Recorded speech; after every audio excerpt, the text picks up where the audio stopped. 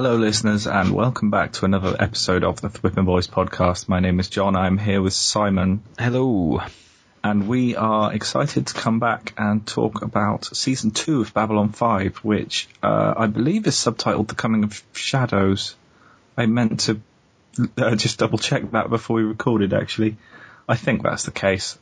I'm sure that somebody will correct me if it's not. So the first one was called Signs and Portents. The second, I'm pretty sure, The Coming of Shadows. So, Simon, how many episodes have you watched so far? I have watched 6. 6? Wow, good going. Cool. Okay.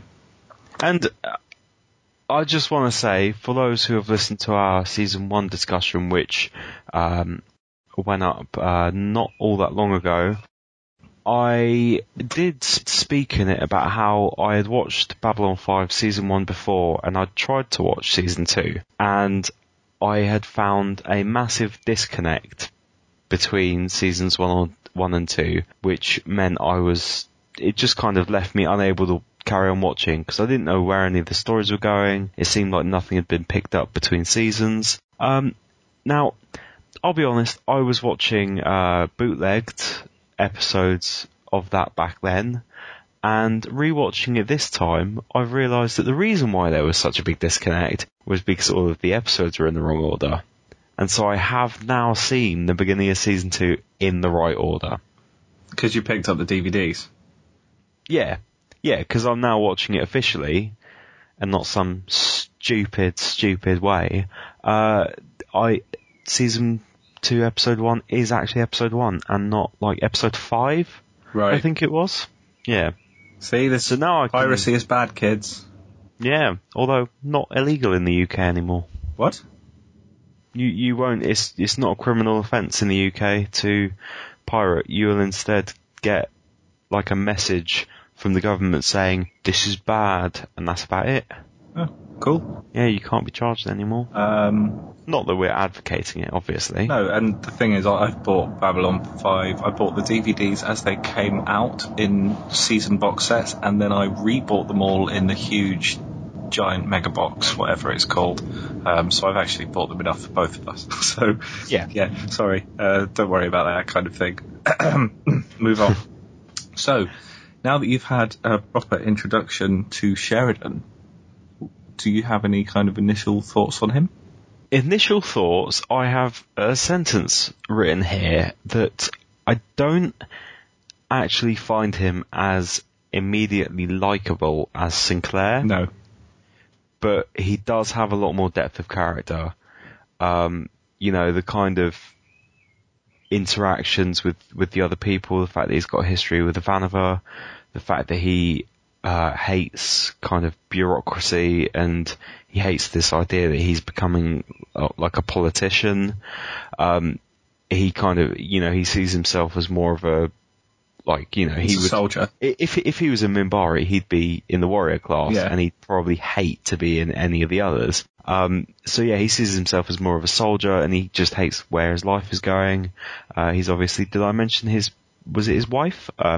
His wife who died, and his sister that he hasn't seen. So there's a lot more to the character. Yeah. It's just kind of, I don't know, there was something I said this in the Season 1 thing, there was something very warm about Sinclair. I think it was his eyes and his eyebrows. His voice as well. And his voice. Yeah. But Sheridan he's a bit tougher.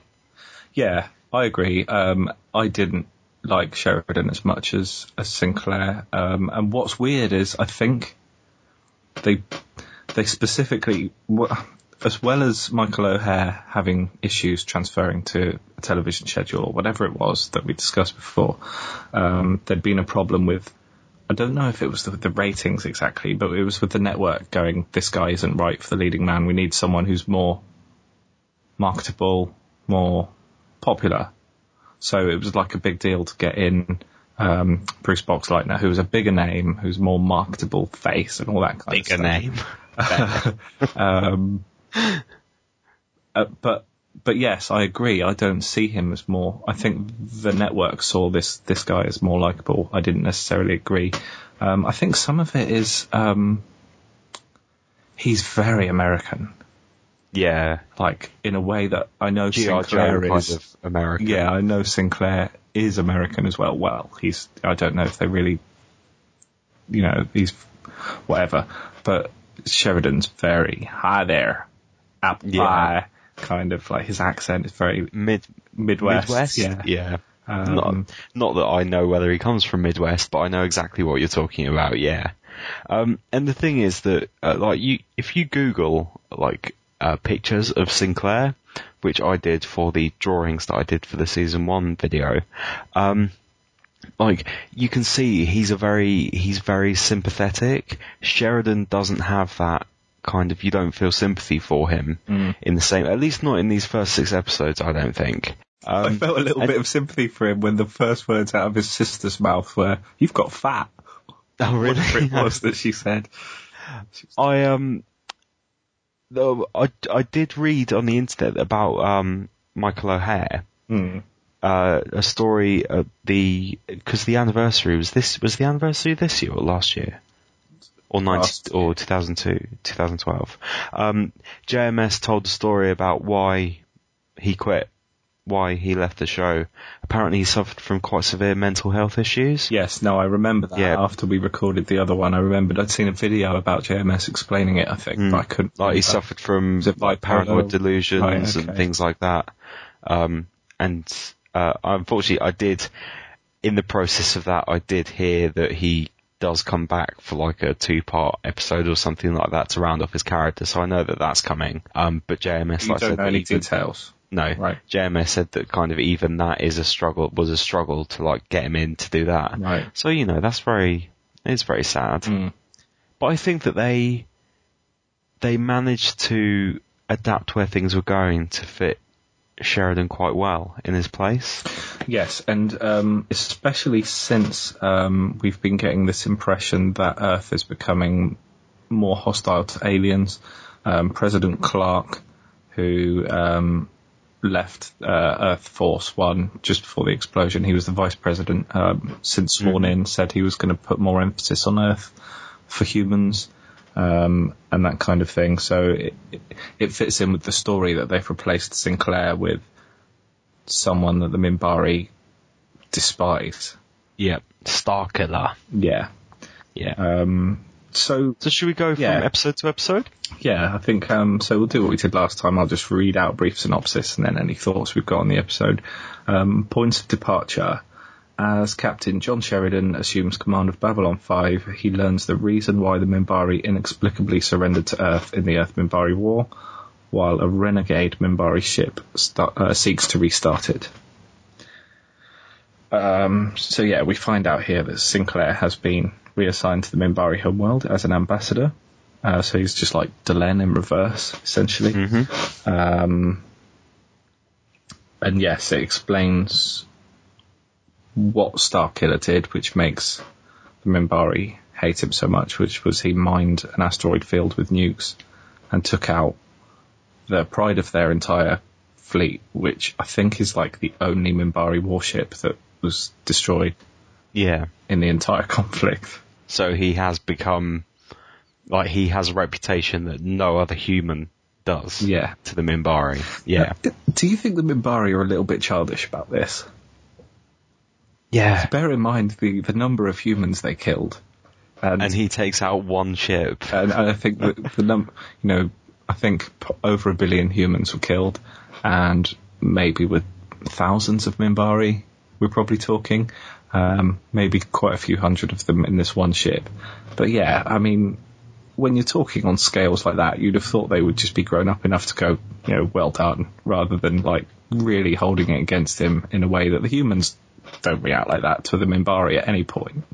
Especially not high-ranking humans, because you had the Minbari. I don't know what his name was. The one that was talking to Sheridan and was really Sachs. kind of hostile to him. Robin Sachs, Ethan Rain. Oh yes, I knew I recognised him. Yeah. Yes, he was very hostile to him. So yeah, I completely agree. And the thing is that kind of that's something that you see fairly regularly. The fact that they are so technologically advanced and so and they may well be in terms of civilization as well, but they're still not they're not emotionally advanced necessarily. No. Especially when you look at someone like Lanier as well, who's very immature. Yeah, I suppose he is, yeah. Yeah. Yeah, and Delenn mentioned in season 1 that there was a Minbari captain who committed suicide rather than agree to surrender, and so this picks up that was just a sort of offhand comment at the time, but this picks up that thread, and the Trigati comes back and tries to stir up trouble. Yes. And it was all in a bit of a what was their plan was to they thought, the Babylon 5 thought that their plan was to obviously destroy Babylon 5, begin try and start up the war again, but it turned out that the actual plan it was the Trigari, wasn't it? Trigati. The actual plan for the Trigati was to finally get an honourable death, because had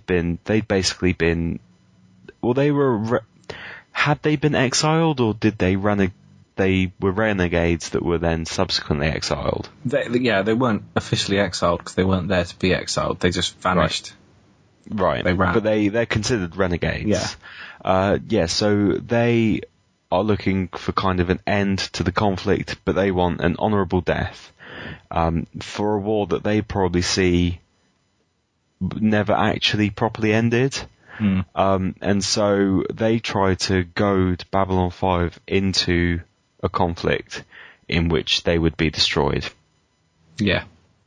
And that was all just kind of a very, a bit of a complex issue going on, because at the same time, we learn from Lanier that the reason that the war ended was because Minbari, their souls are reborn? They scanned something? When they scanned Sinclair, they found that he had a Minbari soul. Right. Yeah, so when a Minbari dies, his soul gets reborn into a new body. And there was the discovery that Minbari souls had been they'd been reborn into human bodies, and there was a sizable portion of humans had Minbari souls? Yeah. Or just that they weren't able to actually tell which ones easily. So Minbari have a law that Minbari cannot kill Minbari. So obviously the Minbari weren't willing to wage war on a race which had people with Minbari souls. Which makes their reaction to Sheridan seem even more unfair now that they sort of realise that they've killed maybe 1 billion Minbari brothers. Own. Yeah.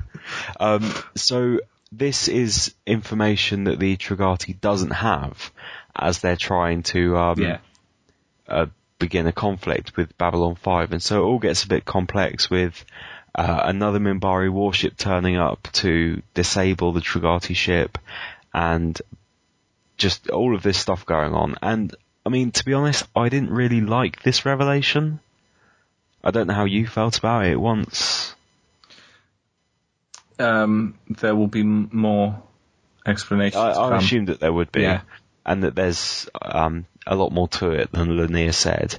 Yeah, I mean, but going back to what I was talking about last week with the whole existence of last week, in the last podcast with the whole existence of souls, this was a whole nother step in that level that was just like, yeah, what? But yeah. Yeah, and I mean, it just felt a little bit kind of, oh really? I mean, that does seem like a bit of a rubbish reason to stop the war, but if as you say, they go into it a lot more, then hopefully it'll get the kind of resolution that I will find interesting. Hope so. Yeah. Should we move on to Revelations? Yep. Jakar brings news of an old enemy's return.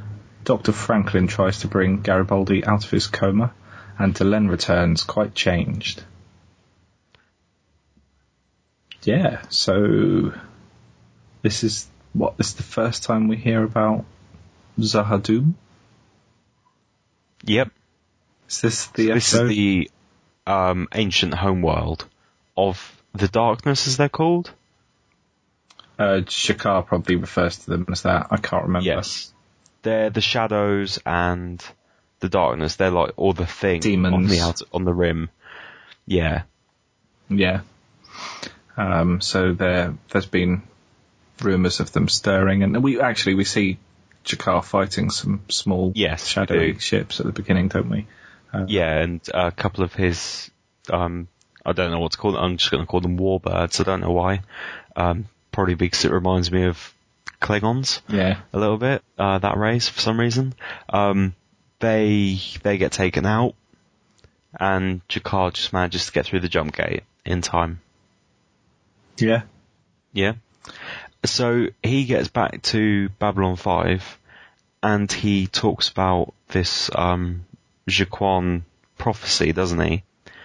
He talks about how Jaquan faced these the same race. Is that right? Possibly, or at least he wrote about it anyway.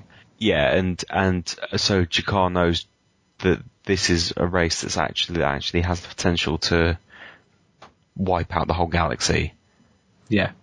That's the kind of power and strength that everybody is facing. But he's not believed by anyone. No.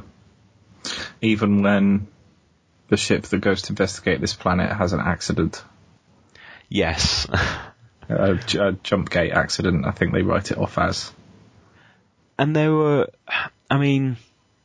and that kind of annoyed me a little bit that everyone was so quick to go, it was just an accident.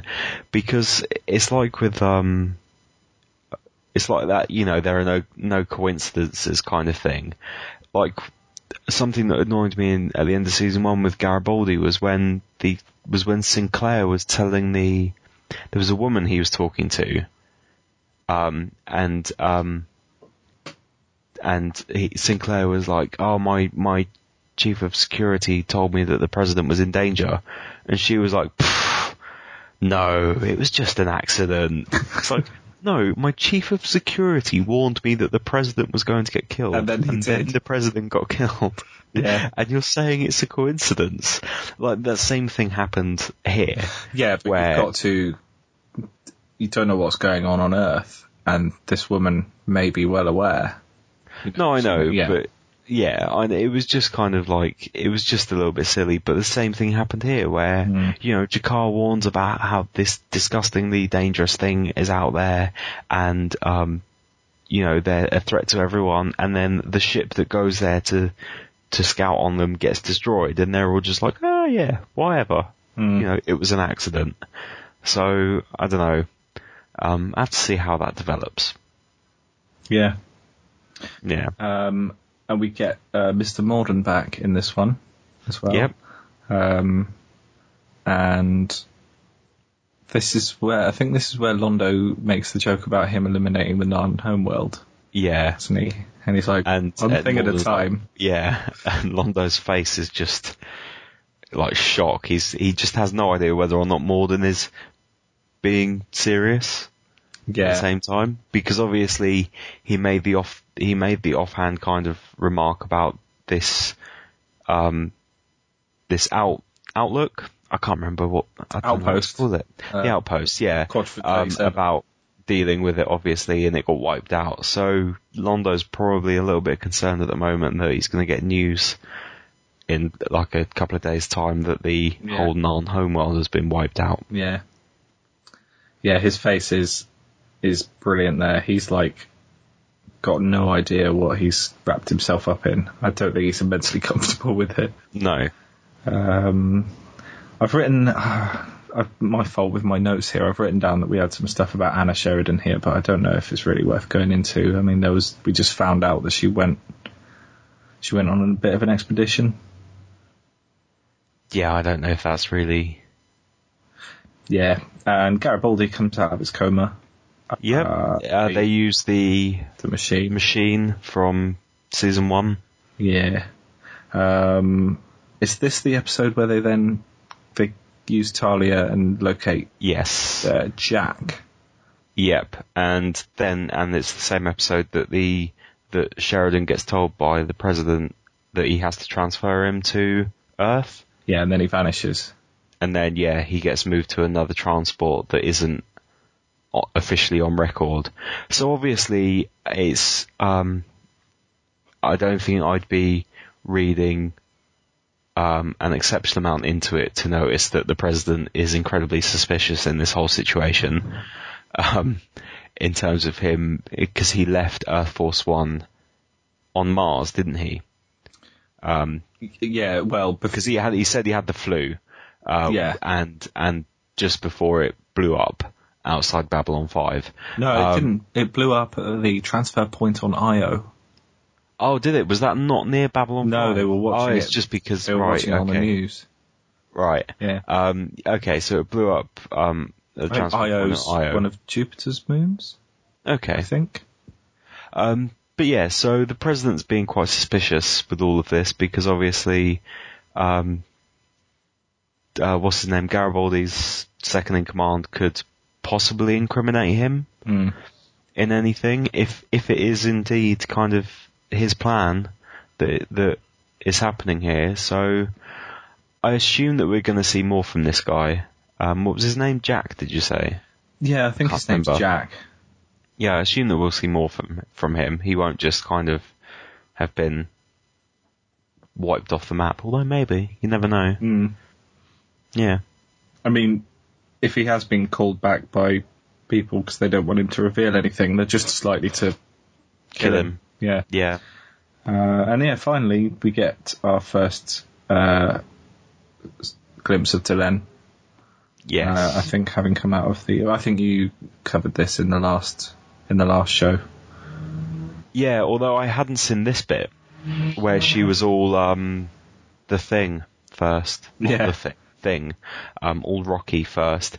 And because in the season 1 thing I made the comment about how I really hope that the decision to make her more human isn't just so she kind of makes a more acceptable romantic interest for any of the other characters.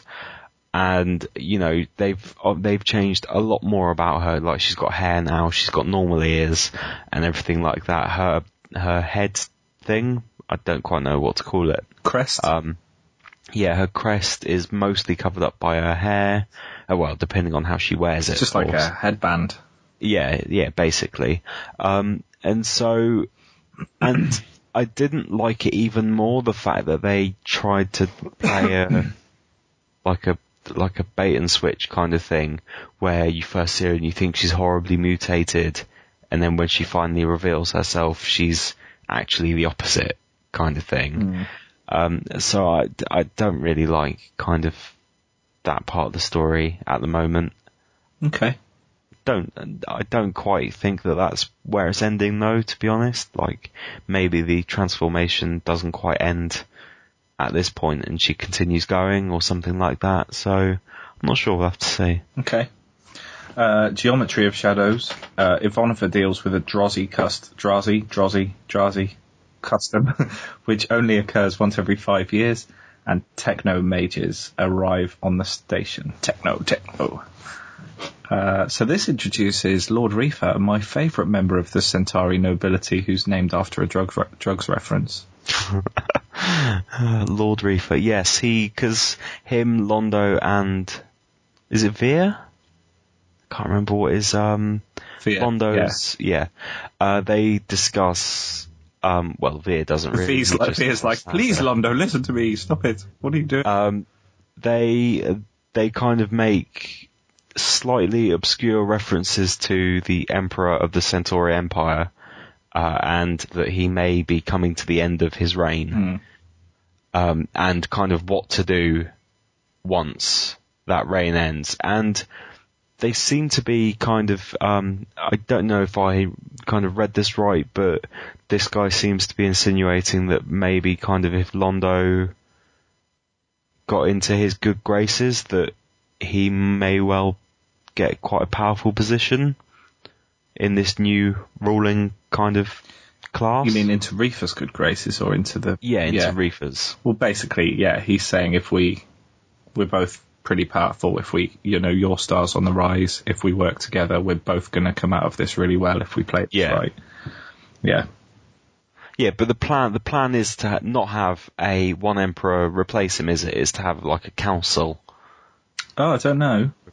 Because I thought they seemed to be talking about kind of like a couple of people taking over. Well, even if one person was the emperor, and they're both going to end up really pretty powerful. Okay. But I think the idea is still to have an emperor. Right. Okay. Yeah. And I've got to say, in the season 1 discussion, I did talk about how it seems that Londo is actually quite a kind of nice character, whereas now it really feels like he's turning into more and more of a villain. Like he hasn't shown any of the kind of like, he had all of the kind of social playfulness from season 1, the stuff in the casino and joking with various characters and his relationship with Garibaldi and stuff like that.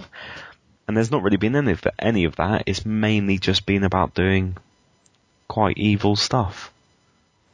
Yeah, questionable stuff. Yeah, morally questionable stuff. Questionable, I think, more than outright evil at this point. I mean, I was watching that scene, trying to, because even though I've seen it before, and that I was going like, Londo, don't agree with him, don't chink your glass with him, don't join forces with Lord Reaper. This all sounds really dastardly.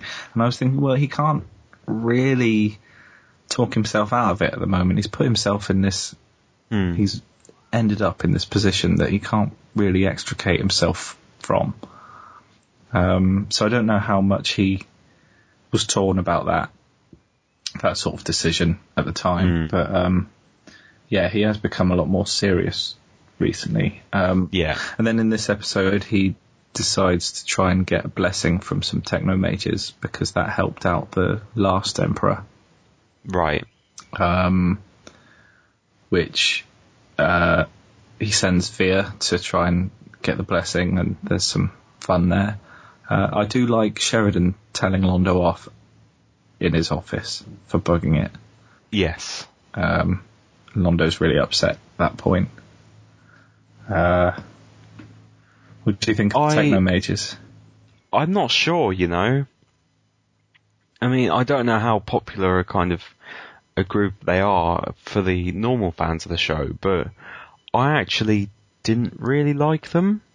Other than the kind of the visual tricks and the fun and things like that they did, it seemed like they didn't really have much of a definition in terms of kind of who they are and what they can do. I think they were kept quite mysterious on purpose. But they, like, one minute they can, like, control, like, computer stuff, and then they can do, like, holograms and things like that, and then one of them seems to be able to see the future. Yes. The lead guy? Yeah. So it all just, I'm a bit unsure about what they can actually do at this point. Oh yeah, because he says to Londo, doesn't he, about hearing people screaming his name. My worshippers? No, your victims. Which was a great line. I thought that was brilliant, and it was a nice it was a nice kind of foreshadowing. And I've got to say, actually, this whole thing with Londo, these last few episodes, and this bit in this episode, and some people listening to this may well want to murder me for saying this, but it reminded me a lot of Smallville, because Lex kind of, like the rise of Lex as the villain, it all seemed very kind of Lex finding him in situations in which he didn't quite understand the severity of at first. And then there were various comments about kind of his future, and there was one in which he touched the hand of a woman who could see the future, and she saw just like a field of dead roses with Lex standing in the middle and stuff, and it's obviously this foreshadowing to his future, and so maybe that's a little bit more on the nose than Babylon 5, but it just kind of, it reminded me a lot of it. this potential path that both of these two characters could take. Yeah. Yeah. Okay. A little bit more fun is the side story with Ivanova. I really like this bit. Yeah? Yeah. The Drazi, yeah. In which I thought, because it showed up the ridiculousness of a lot of things that happen kind of in this world, and maybe some things that might be going on at the moment. Because this part of the story is that a race of aliens, for absolutely no reason whatsoever, decided to split into two races, the purple and the green. Oh no, it's an ancient tradition. There probably was originally. No, it seemed to be, yeah, but at least from Ivanova's perspective, there was no reason. No, because they assign them randomly. Yeah, because they and the way in which they decide which race they're part of is to pick a red sash or a purple sash out of a green and purple. And the leader of each race is decided by a brooch, which is on either of the sashes. So it's completely arbitrary. There's no reason, rhyme or thought into who is part of what race. And it just, like, there was quite a lot of enjoyment from the ludicrousness of the whole setup and the way that it escalates. Like, I enjoyed the part where Ivanova took the sash off of one of them and put it on the other, so that he had both of them on, and all of a sudden it seemed like everybody turned on him, and it started off a massive brawl. Yeah. And the part where Ivanova took the leader sash off for the Greens, was it? And held it, and suddenly she was the leader because she had the sash with the brooch on. My favourite bit, though, was the part in which the Drazi asked what the difference was between the sashes and flags. Go on. Like, well, just the bit where she goes, oh, well, it's ludicrous, you fighting over nothing, over a bit of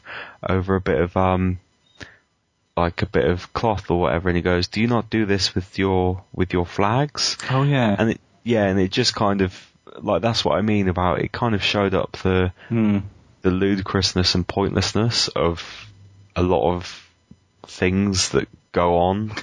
I mean, I can't help but laugh when they come up with a plan and they're just like, we get all green Drazi together into the airlock, and then we flush them all into space. And she's like, what the fuck? And because to Ivanova, this just seems like the most idiotic thing in the world. I didn't realise until I noticed she was still limping in the next one. I didn't realise that she's blatantly really on crutches. Yeah, and they've done something to injure her storyline wise, because otherwise you just wouldn't still have her limping around on crutches in the next episode, unless that was a genuine injury that they were trying to write into it. Yeah, I assumed that she'd had a broken foot that then got written into the story or something like that. Yeah. I suppose the question is, was she, before she broke her foot in the story, was she standing and walking much? Don't know, I'd have to watch it again, because it was like halfway through, wasn't it? Yeah. So it's like, did they write the whole thing in so that she could, don't know. But it's just light and a bit fun. Well, it wouldn't have been so light if they'd have flushed 2,000 people out into space, but still.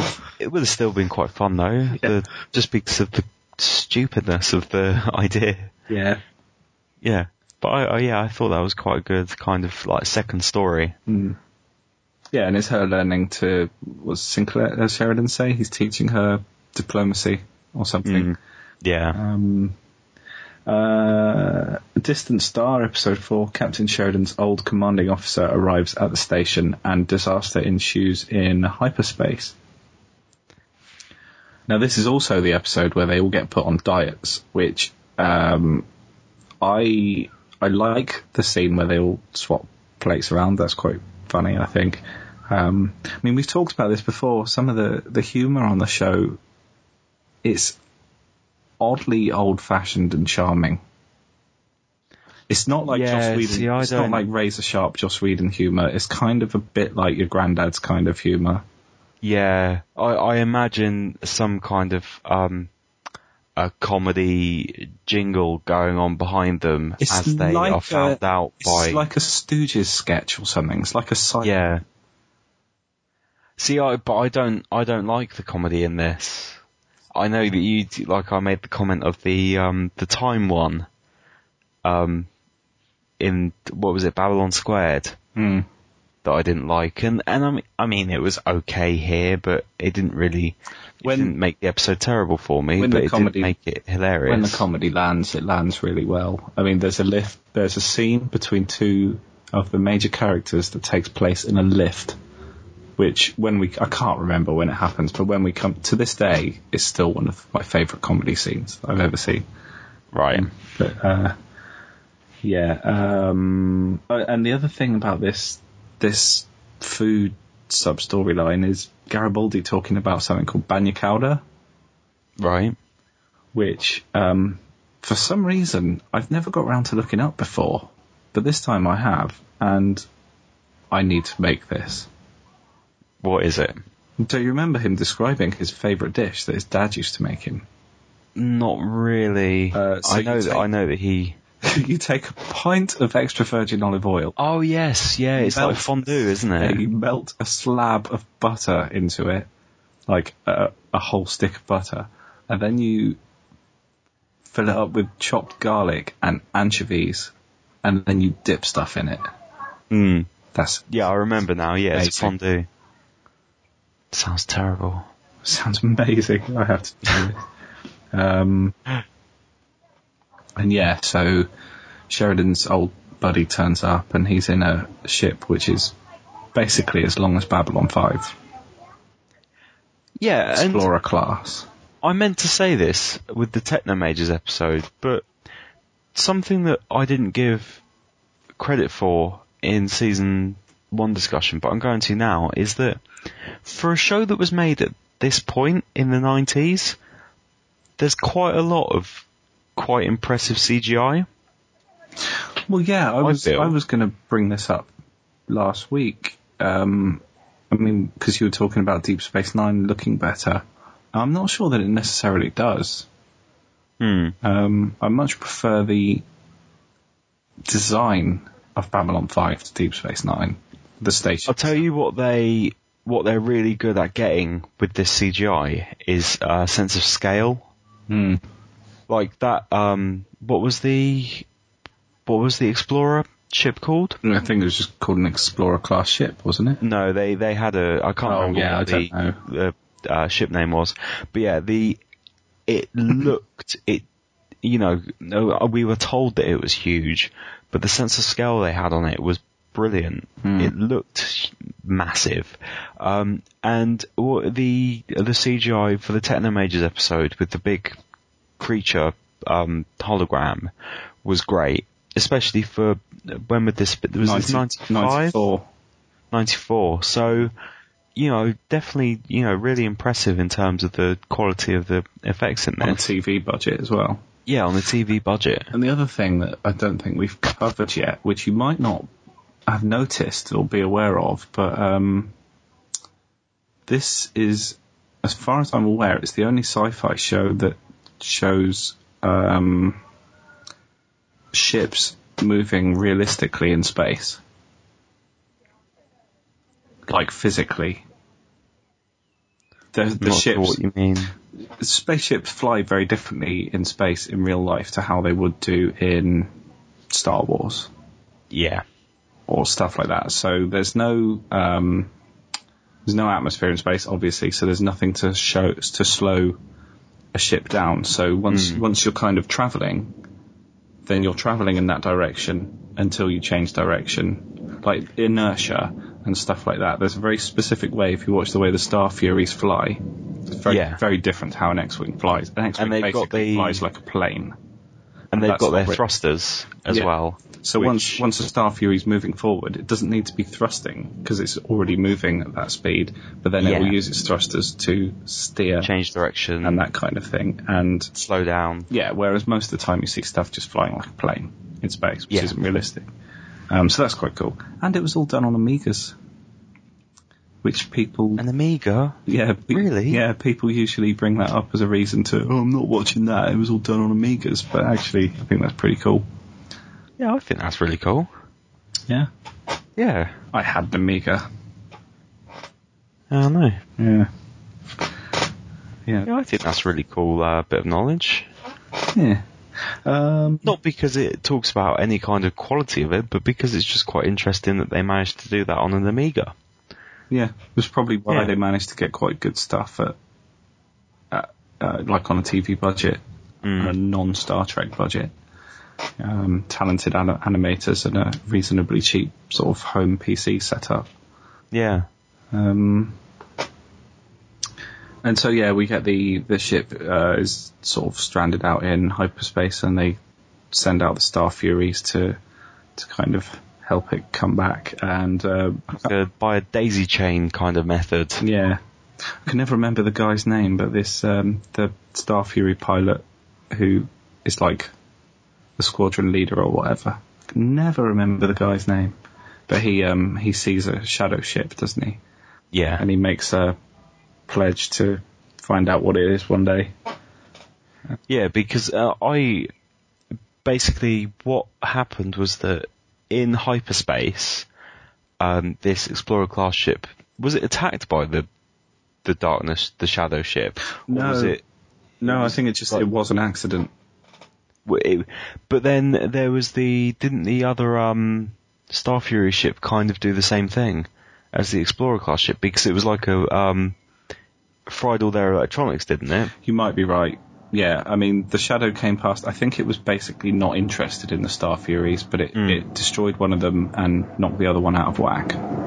Yeah, I thought that there was something about it that was just overloading Possibly. the electronics in the ships, Yeah. and that it caused that Star Fury to explode. Right. But obviously the other one was rendered useless for a while, and so was the lost Explorer ship. I mean, that's how I read it, at least. But yeah, I thought that this was quite a cool idea, because you've never kind of seen hyperspace apart from the obvious, like the travelling kind of effect. Yeah. As they go into hyperspace, or you saw it sometimes in Star Wars, but I've never seen a show or anything explore hyperspace as an actual kind of an area Yeah, in which things could happen. Yeah, hyperspace here isn't like in Star Wars. In Star Wars, it's just going really fast. This is like, I don't know, stepping out of normal space into a different dimension. This sounds like it's like the Bleed in The Authority. In the Authority. Yes, basically, I think so, Yeah. yeah. So to get somewhere, you step outside of space and time, and then you come back in. Yeah. Yeah. Yeah, using Yeah, that's cool. Okay. The next episode 5, The Long Dark. A sleeper ship is found adrift near the station where a deadly force awaits. Now, I have to admit, I struggled with this episode. I think I was quite tired when I watched this, and I also get the impression that it's not very good. Because when I realised that I didn't have an awful lot to say about this one, I went back and I read kind of the in-depth synopsis, and I thought, this actually sounds really cool. So I don't know if it just wasn't made to be as good as the concept, because the concept, from what I read, is that basically a shadow warrior ends up on Babylon 5. It's not a shadow warrior. So it's not the same thing that we saw Morden talking to at the end of season 1. Again, I was really tired. No, I don't even remember them killing it.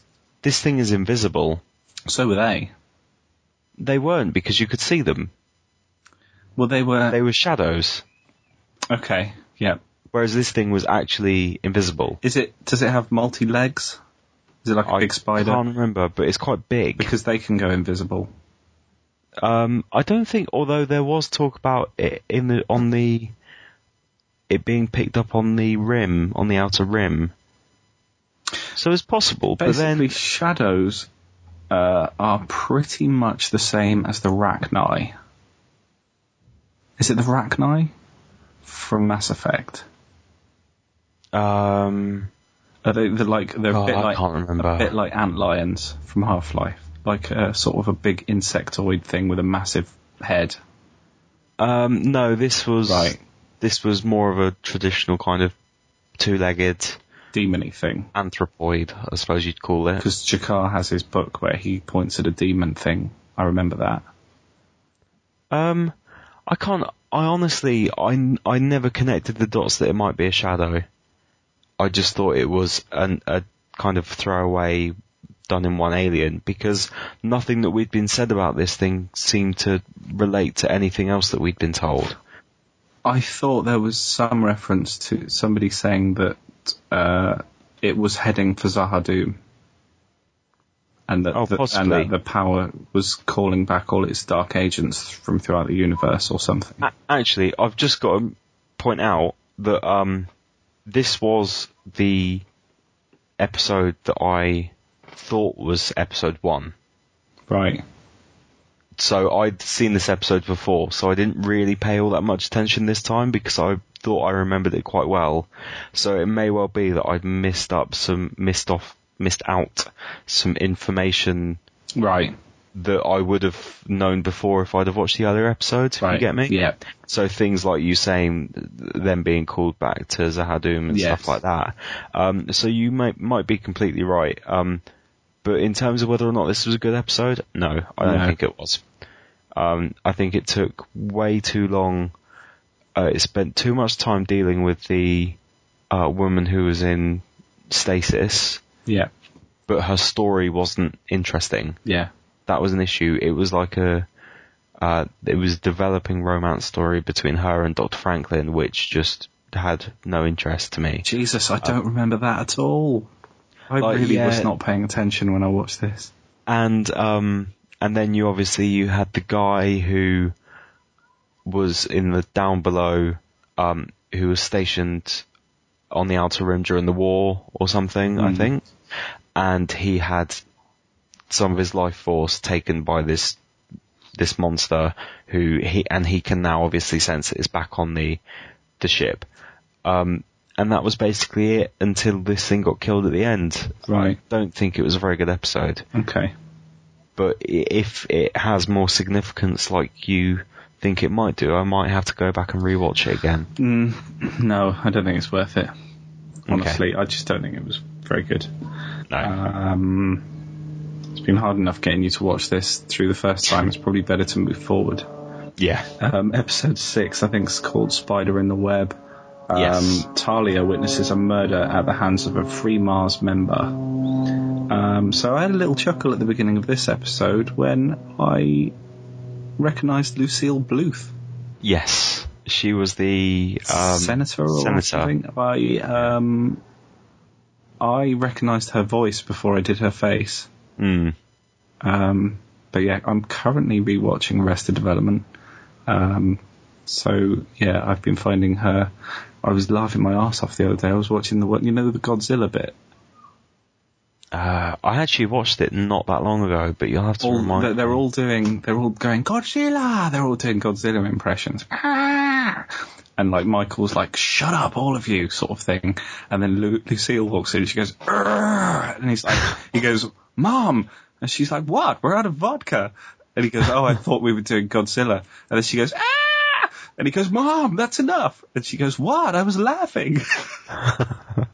I don't remember that. Brilliant. Anyway, yeah, it was great to see her there. So, I've first got to say that, am I wrong in my opinion that Talia is a really boring character? I've not connected with her at all. I think she's just really bland, and I think she sounds boring. And it just, I've not been able to get invested in her stories at all, really, including this one. Fair enough. I've got to say I preferred Lita. I didn't really care for this episode until the last couple of minutes. really. I mean, because the thing is that there's this whole discussion of the Free Mars thing, and that's been mentioned a couple of times. Yeah. In the background, but we've not really got all that much information about it. So I didn't really follow what was going on all that much. And because it was obviously Talia, I didn't really care. I mean, Mars wants to be independent. This guy, Isogi, he had an idea for them to achieve this peacefully. Because is it run by a corporation? Is that what this... Mars? No, It's governed by Earth. But they keep on talking about a corporation. Yeah. What's it called? Beginning with F. Future Corp. Yeah. Yeah. No, what's Future Corp then? That was Isogi's corporation that was going to be involved in setting up this.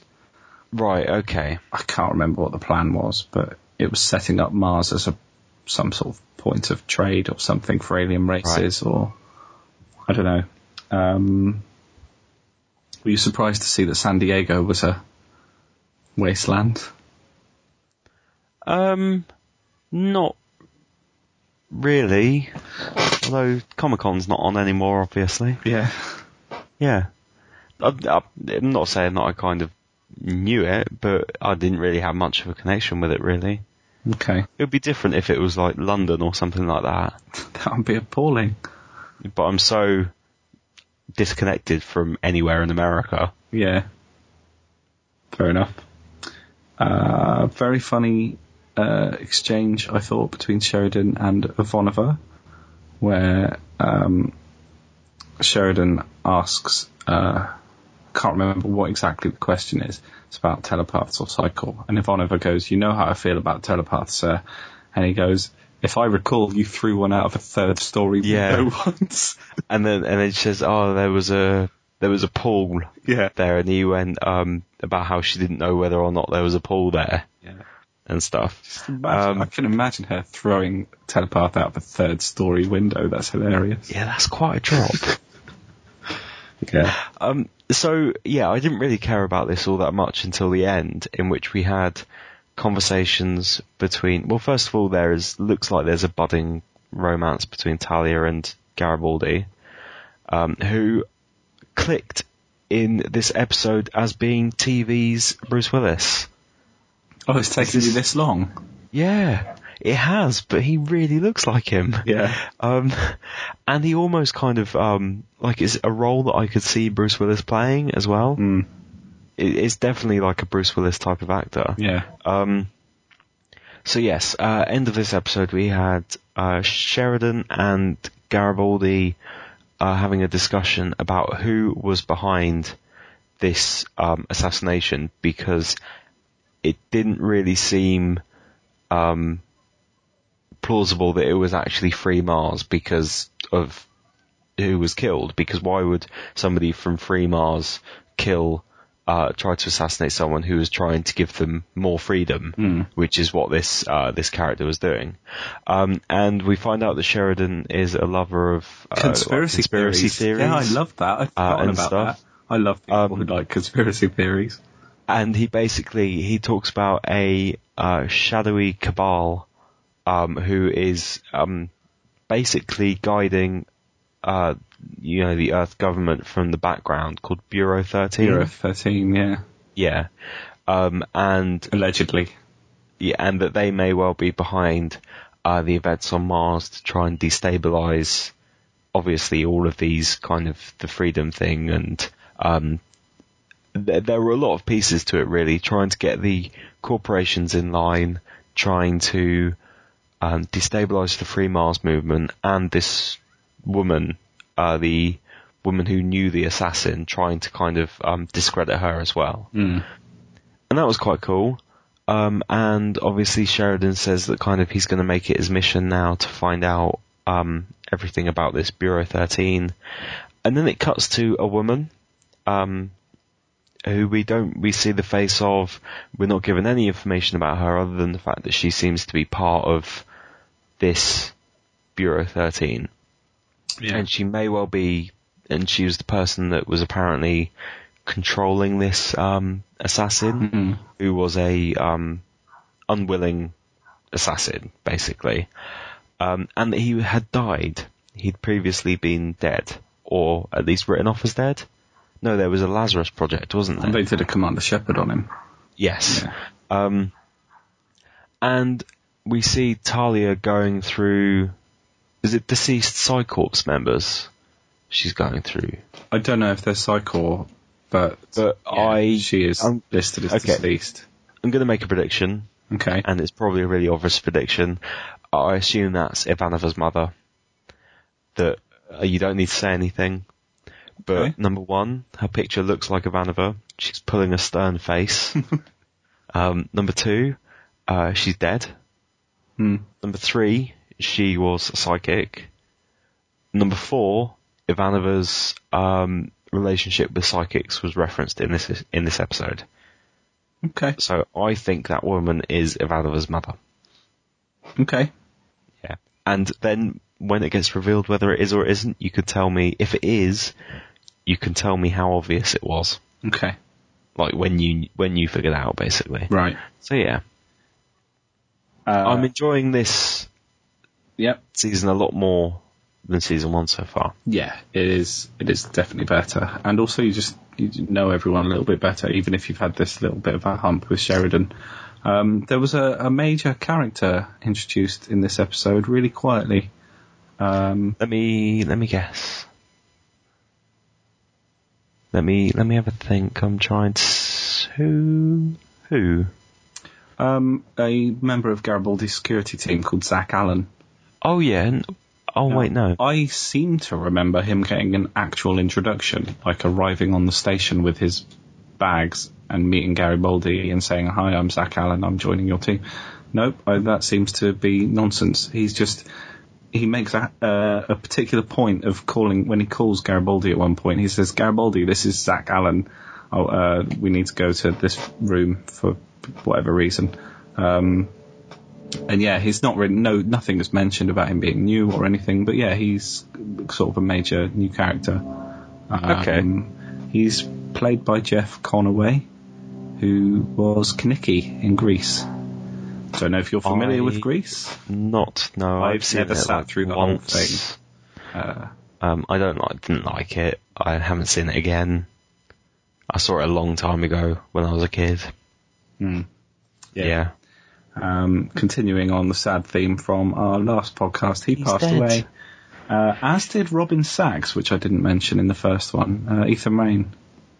Yeah, he died like 2 years ago. Yeah, something I think so. not long ago. Maybe a year ago. Yeah.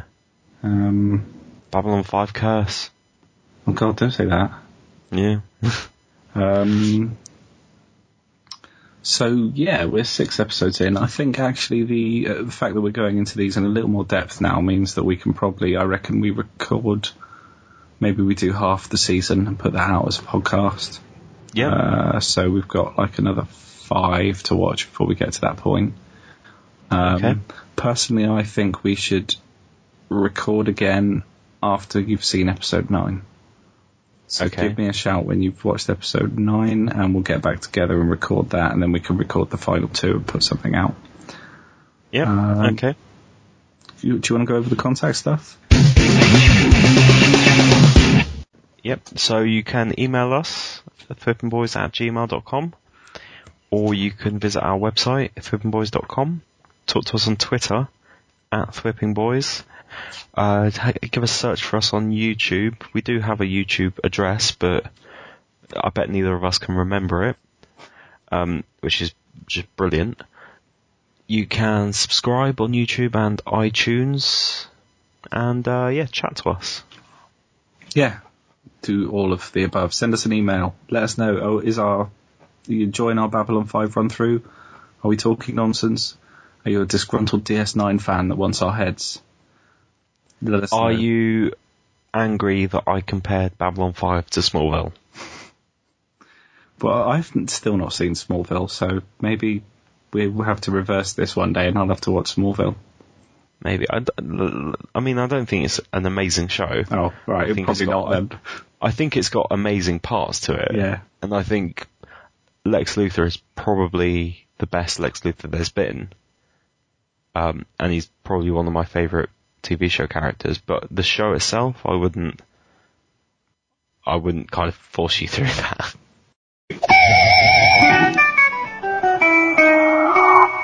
Hello listeners, welcome back. It's been a few days since we discussed our last Babylon 5 episode, and we've watched another batch to talk about. Just in the interim, actually, there was some news about Babylon 5. Simon, did you hear it? No. Yes, out of Comic-Con, JMS made an announcement that next year he will... This is all sounding very, very far away at the moment. But next year he will begin writing a Babylon 5 movie. Right. Okay. Now, I think the idea is that it's a reboot. This doesn't mean it'll ever get made. There's no word on who would make it. I don't know how it would transfer from a 5-season epic to 2 hours.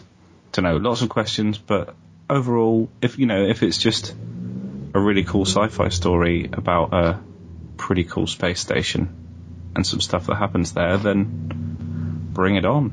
Yeah. Why not? Yeah, wicked. Yeah. Cool. Okay. So if I remember rightly, we'd watched 6 episodes, hadn't we?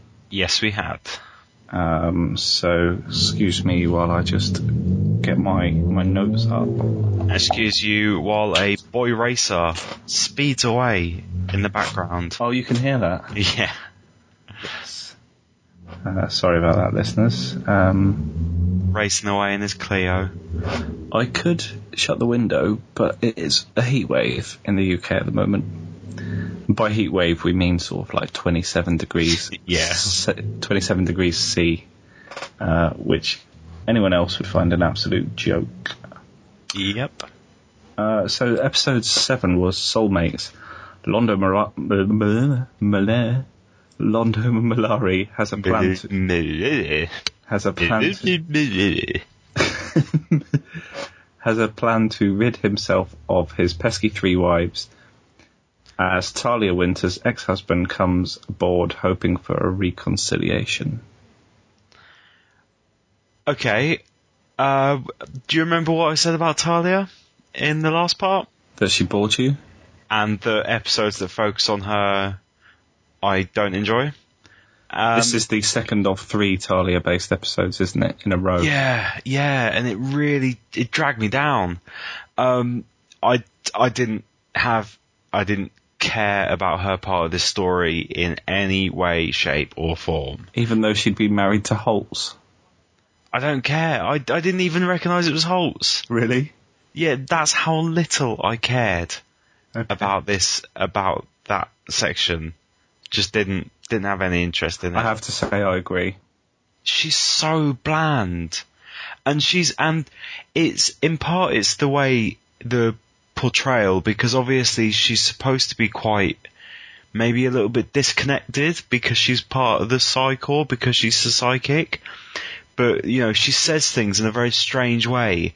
Like when she was talking to Sinclair in season 1, wasn't one of the first things she said to him, he was my lover. Have you ever made love with a psychic commander? And it's like, what? And so, yeah, I just, I can't stand her. Okay. I really hope she gets better. Fair enough. Because I have a feeling she's going to have a growing, role in the show. Okay.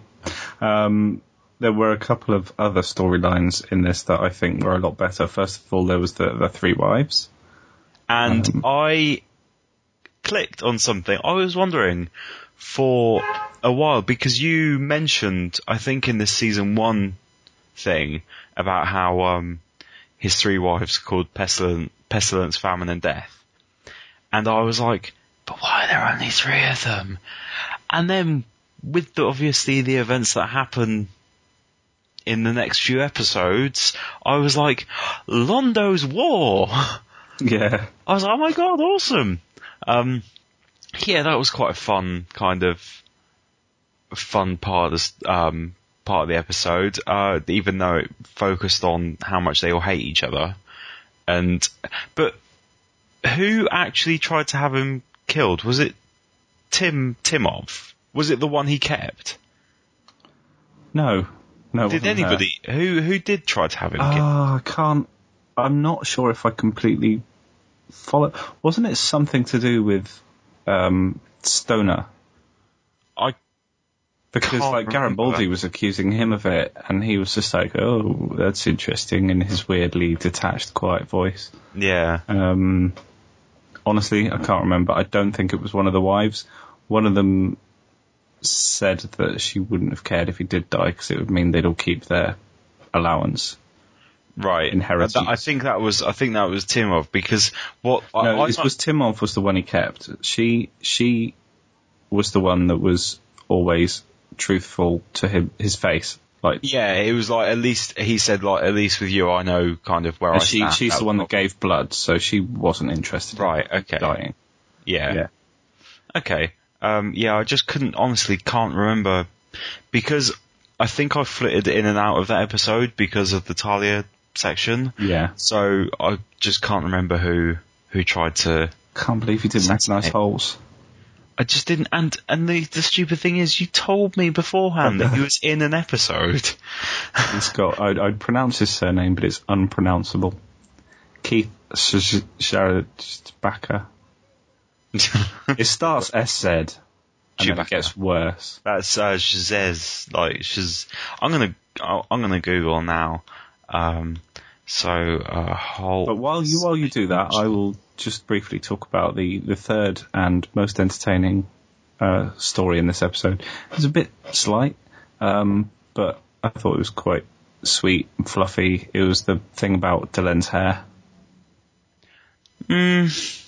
Yeah. Oh, come on, it did have a little bit of humour when she was like, what? We bathe in what was it? Like some kind of acid which strips back. Yeah, it's a layer of like her skin, her epidermis. Whereas, and then Ivanova obviously just goes, "Have you tried something called shampoo?" Yeah, it was because you don't see Ivanova being a woman very much. No. And she was really uncomfortable with it. She was just like, I'm not really the right person for this. And Delen's like, please. And yeah. So I thought that was quite good. Just another point on this episode. It was written by Peter David. It was, which disappointed me even more because I don't know. I just didn't. Okay. Well, it's by the way, it is, it's Keith, Zarabica or something. Okay. Yeah. Bajka, his surname ends with. So I think that's Biker. Okay. Yeah. So for your third out of 3 in a row Talia stories, A Race Through Dark Places, Psychop Bester returns to Babylon 5 to shut down an underground railroad of rogue telepaths, and Talia Winters is kidnapped. Now, so you must have been torn because you don't like Talia, but you did like Bester. Yeah, I still like Bester in this episode. And not only did I dislike Talia, but the subplot to this, there were 2 subplots to this. One of them was quite fun. One of them annoyed me. Which were they? It was Sheridan and Ivanova being told that they have to rent their living quarters or downgrade. Yeah. And the other one was Sheridan and Delen going out on a date. Basically a date which I've been saying that I really hope they don't go in the direction of. But it looks like they might be. Right, okay.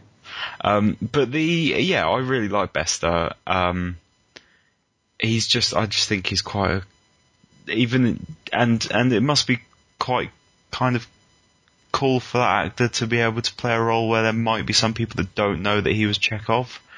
Like, the fact that he was Chekhov has absolutely no impact on me liking him, because I don't care about Star Trek in any way, shape or form. I just think he's cool as that character because he's quite a cool actor. Yeah. Yeah. And the railroad thing was quite cool. it shows it continues to build this kind of layer of mistrust everyone has about the cycle, basically, doesn't it? Mm. And it kind of underlines that Talia isn't loyal to them. And we find out what the gift is. We didn't know what the gift was before this, did we? But we knew. No, what, the telekinesis? Yeah. No, because I think she did move the coin at the end of that last episode with Jason Ironheart or whatever he was called. She moved the coin then, did she? I think so, right at the end, just a little bit. She says, what does she say? She says, is this also part of the gift? Well, because he also seems to have given her the ability to stop Bester from getting into her head. Right, yeah, she can block telepaths, can't she? Because he's P12 or something. He's like the most powerful telepath we've come across so far, so he should just be able to get through her defences. Yeah. But, I mean, does she have to block? Oh wait, no, that was an illusion. Sorry, I'm getting confused. Because I was going to say that guy down below was able to read her mind, but that was part of the illusion. Yeah. Not that bit, yeah. Yeah, I thought this was... I preferred this Talia story to the previous one because it had Bester in it. Cool. Yeah. Okay. Should we move on to episode 9? Yes. Now, I remember telling you that there was a particular episode after which I started pressing play because I couldn't wait to see the next step. This was the episode that made Babylon 5 for me. Yeah. This was a lot of people, it happens an awful lot sooner than this, but it was 9 episodes into season 2 before I finished an episode and went, that was awesome. Yeah, this to me was the first one of genuine quality. Like, the other ones have been good and stuff like that, but I wouldn't rate any of the other ones particularly highly. Whereas this one, I did think that this one was really well done. Okay, Definitely. so I've just run through the synopsis. The Emperor of the Centauri Republic comes to Babylon 5, but his failing health results in his peaceful mission being transformed into an opportunity to ignite all-out war between the Centauri Republic and the Narn regime. Mm-hmm. And it was heartbreaking, I think. Yeah. I think they found the perfect guy to play him. They just basically found this sort of lovely old gentleman to play the Emperor. Yeah, because that really kind of underlines the big point about this of like Jakar was told not to judge him by it's the whole sins of your father thing, isn't it? Mm. And that this was an emperor that was trying to rebuild and trying to bridge a gap between the Narn and the Centauri. And yeah, he just came across as quite a kind of kindly older gentleman, the one that you might play chess with. He said that this was the only choice he'd ever made in his entire life, was to apologise to Jakar for everything they'd done. I'm surprised Jakar was allowed to even attend that ceremony at the beginning, because he's having that conversation with Sheridan, and Sheridan's like, don't do anything stupid, Jakar, and Jakar goes, it's far too late for that. I know. Like, that's an overt threat. Might I say that this was that was the best scene that Sheridan has had so far. The bit where he's just like, what am I, invisible? Yeah. And he's like, and if you don't like it, then I suggest you go to your quarters, put your fingers in your ears, and hum real loud. Yeah. Yeah, I thought that was a brilliant scene from Sheridan. I just found it really funny, and it showed the difference. I think that showed the difference between him and Sinclair more than anything else as well, because Sinclair would have obviously been more diplomatic, whereas Sheridan was just, oh, shut up already. Yeah. Yeah, I really like that. And speaking of Sinclair, Yes. he was in this episode. Yes. Well, short, old friend. Yeah, short video to Garibaldi. Basically, Sinclair is not just an ambassador on the Minbari homeworld. He's also leading a militia, basically, although militia has a bit of a negative connotation. Did he name them? The Rangers. Rangers, yeah. Yes. Who are trying to basically prepare the galaxy for war against the darkness, or the shadows, or whatever you want to call them. The coming darkness. And that was quite cool to see them. And so Garibaldi isn't able to tell anyone about this, but Delenn also got the same message. Yeah. Maybe not exactly the same. But yeah, so that's quite cool. Got to see him again. And what else happened? Well, obviously we've obviously got more. Yeah, we've got a lot more to talk about than just mentioning the Emperor a little bit. Yeah. Obviously, the episode's key focus is the sort of ongoing downfall of Londo. Yeah. I think we were talking about it before, and you were like, "Why is he doing this stuff?" And it's like we said in the season 1 podcast. He's got these two sides to his character, and one of them is a big softie, and he just wants to drink and have fun and gamble and have lots of company and that kind of thing.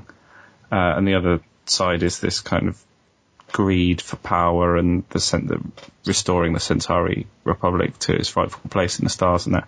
And basically the dark side of his character is just winning.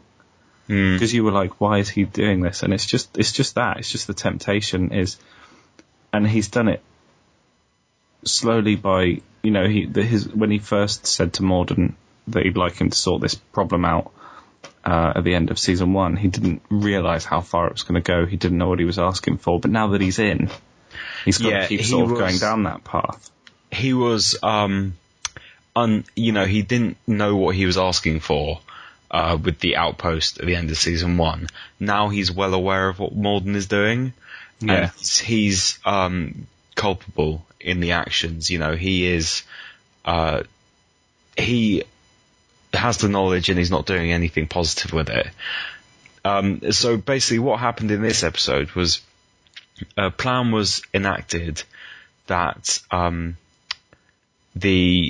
because the Emperor is nearing death, Reefer and Londo and a couple of others, I think, were going to try and position themselves into an influential kind of an influential position with the Emperor's heir, which is his nephew. Well, yeah. I think there's probably more than one heir, but they're backing the nephew because he feels as they do. And at the same time, they're basically assassinating anyone else that might be able to go against them. They kill the Prime Minister. Who also seemed like quite a cool guy. Who seemed really nice. And I actually recognised him from something, but I'm not sure what. And they also talked about how they'd killed a number of... Did they say royal family? I don't think they meant royal families in the way that we would think royal families. But I think they also got rid of, in quotation marks, a couple of high-ranking families that because they talk about how they weren't quite ready for things to go so quickly. Basically, it's all getting a bit confusing, but the Emperor, like I said, failing health, he collapses and he's basically on death's door, and they didn't think it would come so quickly, and so they haven't had time to put their plan into action, and so they're worried that they are losing they're losing grip of the Empire. And so what they do is they decide to swing things back towards them and have Morden destroy it's like a settlement. It's a colony. It's a Narn colony on the edge of Centauri space, isn't it? Yeah. Yeah.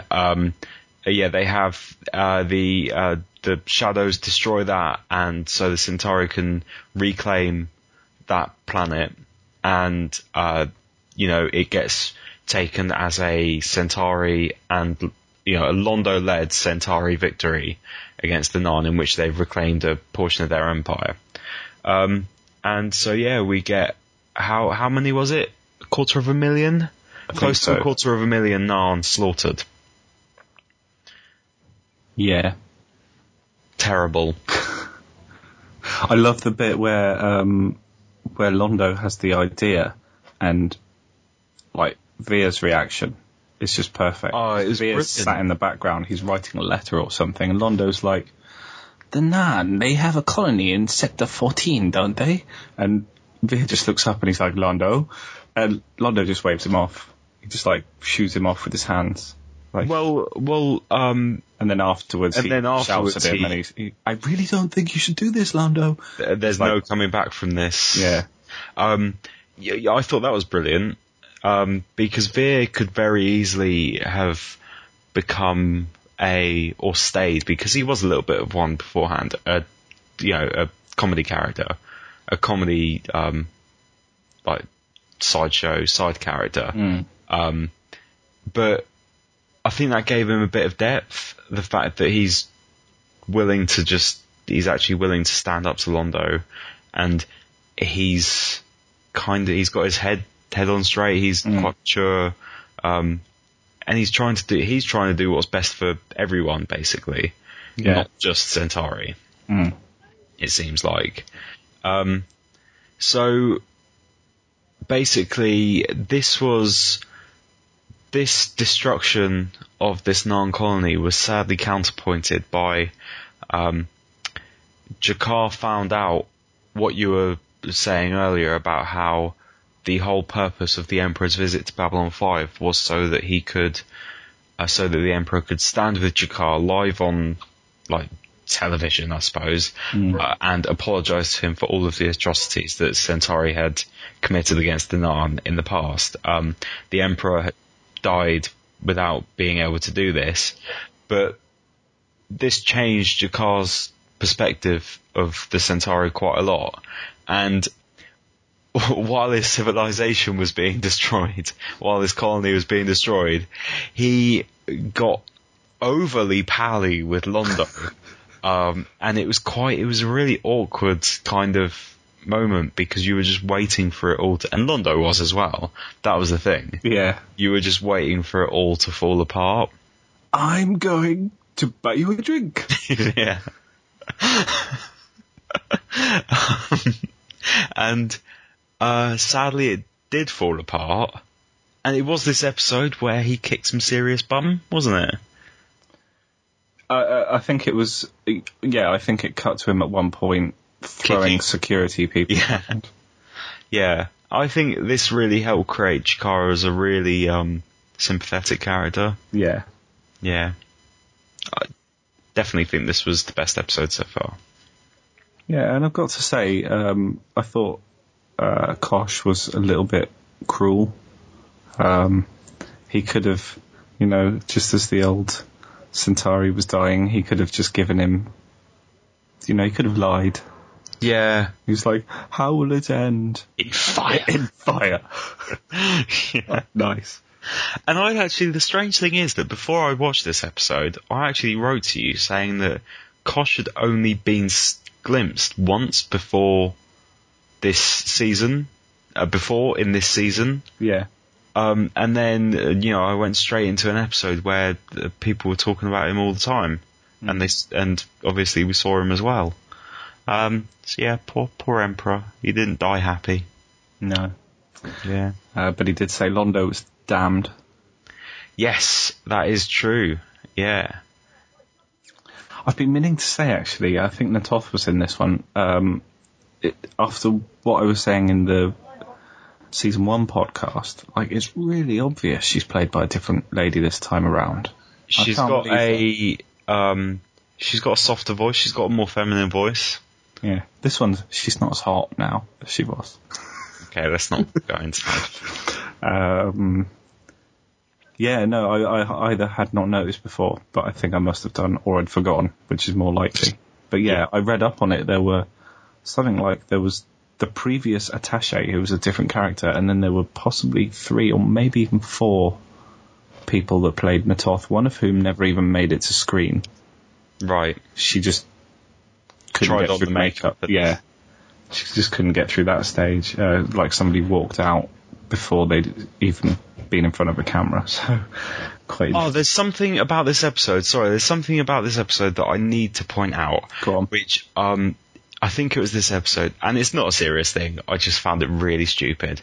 Reefer and Londo were walking through the kind of plaza, talking about this destruction of this colony, quite openly, right? Which, that's questionable in itself. But, right behind them was a Narn extra. Yes. Literally 2 steps behind them. I think I had noticed that myself, yeah. I was like, come on. Right, okay.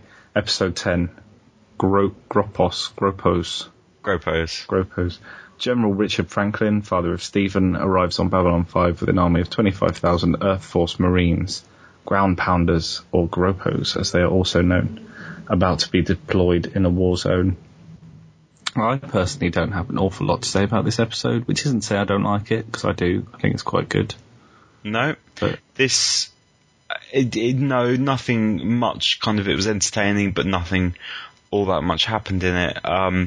Apart from we started getting, I had a few things to say about it. First is that we got an upgrade to the defences, which I assume is going to play a big role in the future.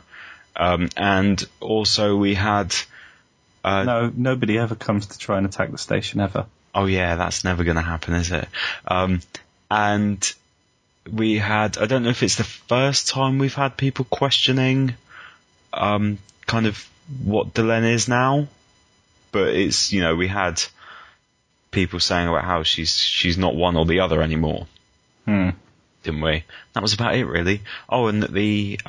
Franklin's dad was played by the cop from Terminator. Oh, was it? Yeah. Okay, cool. I was going to say that he played the black cop in Terminator, but then that's pretty obvious, isn't it? You wouldn't play the white cop. No. Right, episode 11, All Alone in the Night. While Delenn faces the full repercussions of her transformation, Sheridan is kidnapped and experimented upon by a strange alien race. Again, I've got similar feelings on this one.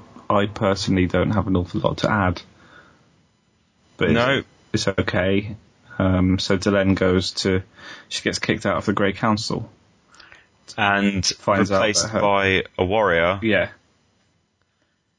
And never before, basically it's made out of 9 people, and usually it's 3 from each cast.